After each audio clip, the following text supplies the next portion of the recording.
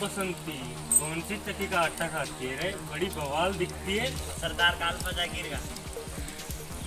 अरे ओ गब्बर, छोड़ दे उसे। आखिर तुम आई गए बसंती को बचाने। ओ सांबा, पता है इनको कितना इनाम है मेरे सर पर? सरकार 5 पैसे। सरकार 50,000, 50,000। मान दो इन्हें।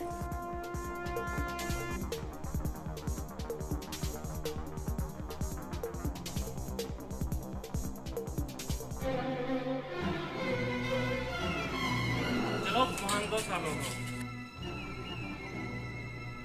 50-50 कोस दूर जब बच्चा रोता है तो उसकी माँ कहती है सो जा बेटा वरना गब्बर आ जाएगा। पर आज नहीं आएगा, क्यों? उसके अड्डे पर रानी आई हुई है।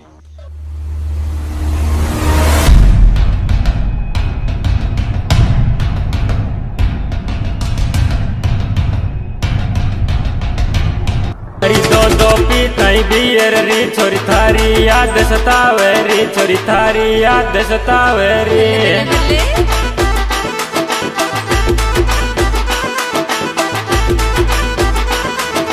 दो पीताई बियर री छोरी थारी याद